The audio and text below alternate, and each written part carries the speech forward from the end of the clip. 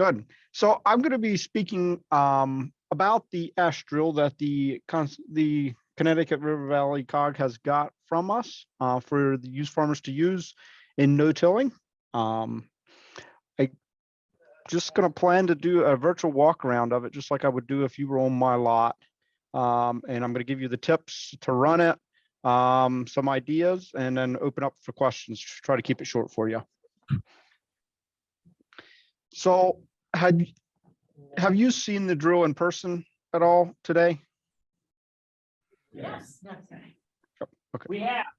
You have? Good. Wonderful. So essentially this is the 5605, just like you have. And starting at the front of the drill, one of the things I will mention that almost, and you can see the pointer on my screen, hopefully you can see what I'm talking about. Yes. At the hitch, this is adjustable up and down.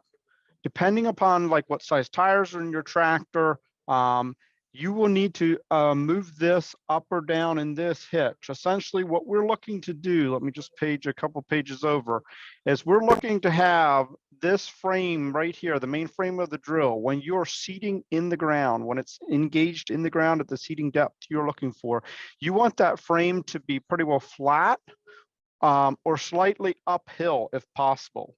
I don't want it tipped downhill like it's sitting here currently, because what that does is it puts too much pressure on the coulters on the front and not enough pressures on the opener to get your seat at the correct depth. And you would adjust that level by raising or lowering this hitch.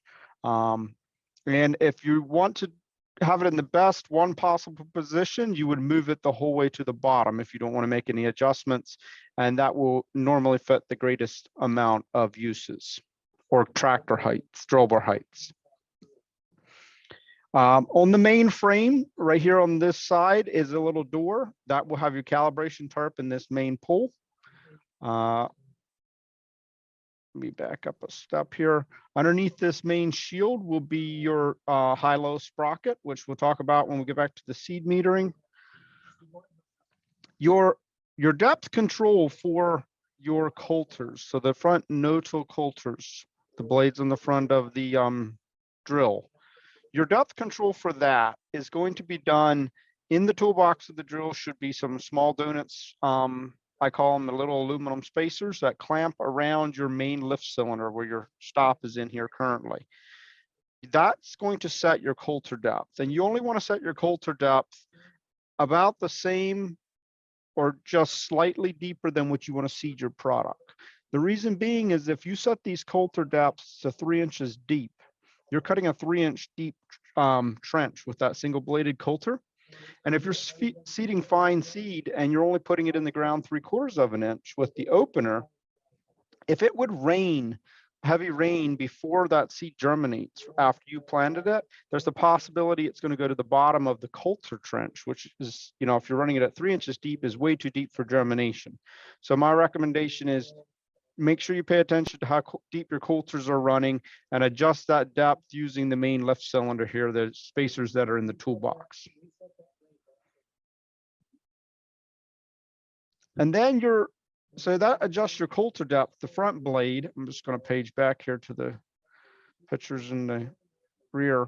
Your main seed meter, like seeding disc depth adjustment, is done with these T handles right at the press wheels.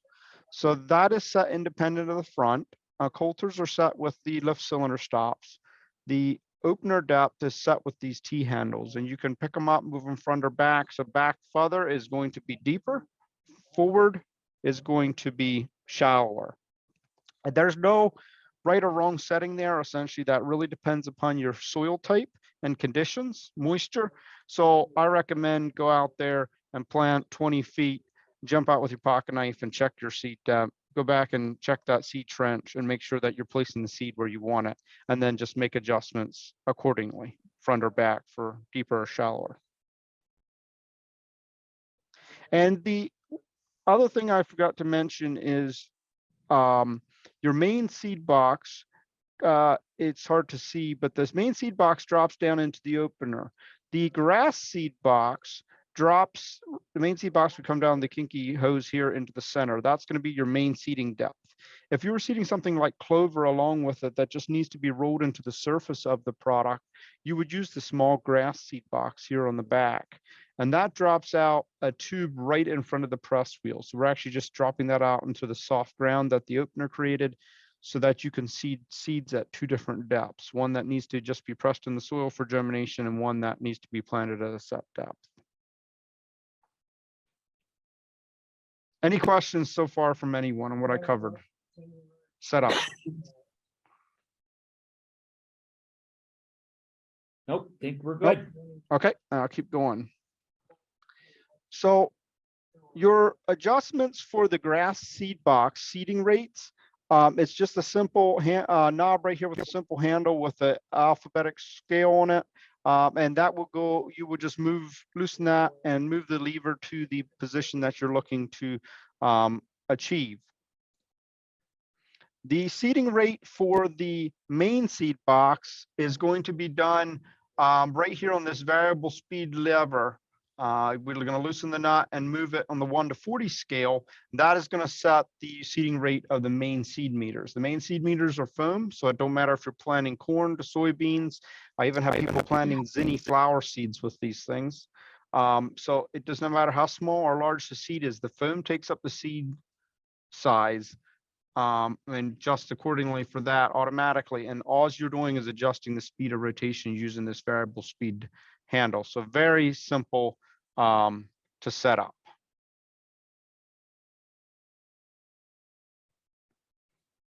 You have right below that handle, you're going to have your acreage meter, and that is going to go off the main drive wheel. So anytime that you're seeding, that acreage meter will count. So if you're looking for pretty accurate acreage counts other than overlaps, that will give that to you. The operator's manual is located right inside this tube if they still left it in there. And this bracket on the front, I rarely have anyone use that. It is designed to hang weights on, like front end tractor weights if you needed more weight. But with the weight of these S drills, I almost never have anybody hang weights on that bracket. You'll notice here on this metal drive wheel, we use a metal drive wheel because it works better in tough conditions with heavy trash, cover trash, or muddy conditions than a rubber wheel. And you'll notice the white handle here. That is your manual crank handle. I talked about the calibration tarp in this main tube frame.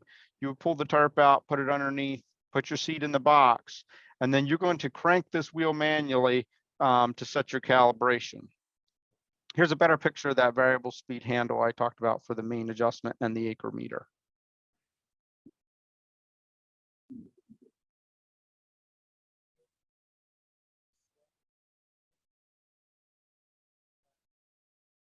So here's the main under the main seed box lid on the top here. When you open it up, there's going to be a sticker, several of them. The first one in here is going to have your calibration. So if you put that tarp under the drill and crank that wheel 137 times, essentially that is simulating 1/10 of an acre. If you would then fold that tarp up, dump it into a bucket and weigh the results, times 10 would be your actual pounds per acre sowed. If you're in a hurry like I am sometimes, you can divide that number in half and that becomes 1/20 of an acre. So you got to take the seed weight times 20.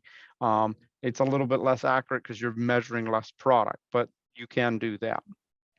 And your seed setting, essentially, something as simple like rye, if you were looking to get it on at 120 pounds per acre, you would just be slightly over setting number 10 when you have the gears in the high setting on the side of the box. And I'll get to that here in a minute. So setting number 10 on the handle on rye would give you 118 pounds per acre in high range. The sticker right beside it is going to be the low range chart. That's when the big sprockets here, small sprockets at the bottom. And then you will notice the same rye chart will go the whole way down to 10 pounds to the acre and low the whole way up to 86 pounds per acre. So a very great variation for you to choose your seeding rates.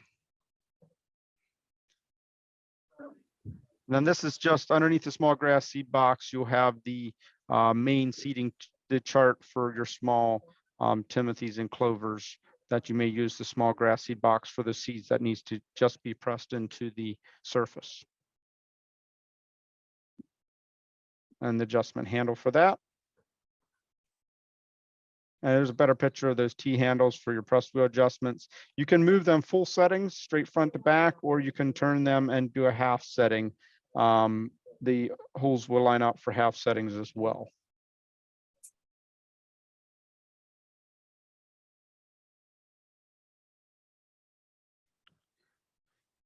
Do not have a good picture on there of the drive system, so I'm just going to switch screens here.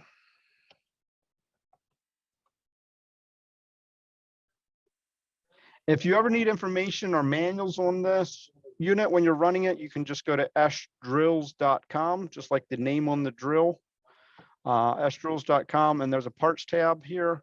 All the parts books are listed, and the parts, it's a parts operator's manual combination. We're just going to go to the seed metering unit real quick. I said it's a foam seed meter, and I was talking about a high-low sprocket. So with that side door open, essentially, this is your high and your big and small sprocket for your high and low. And there's a decal stuck right underneath that door that would give you the reference if you're in high range or low range. Currently, we're in low range. So if you wanted to switch that, you would just remove the two clips and switch these two sprockets from shaft to shaft to switch to the opposite range.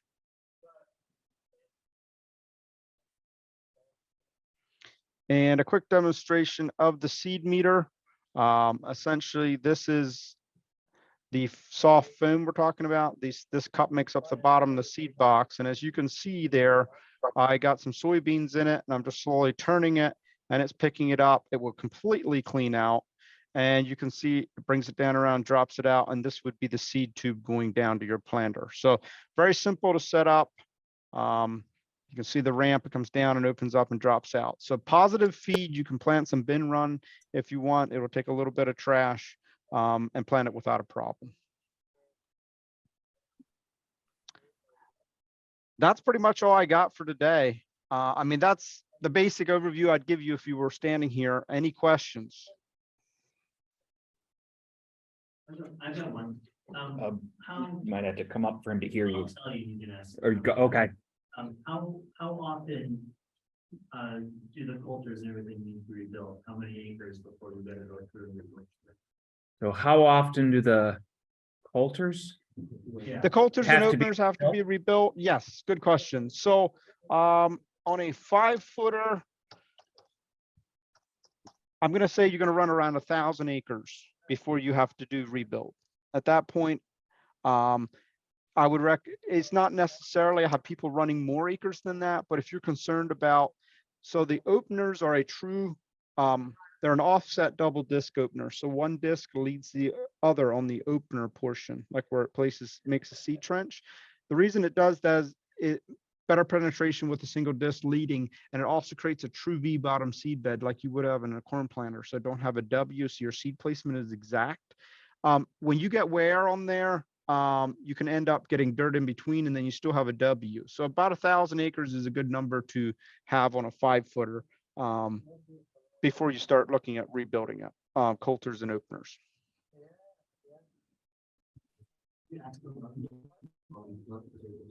About specifically on the 12-foot? A 12-footer will run about 2,500 acres for a rebuild. Before a rebuild, because it's wider, so you're planting more surface with the same unit. So it'll run, I usually average about 2,500 to 3,000 acres on a 12-foot before rebuild.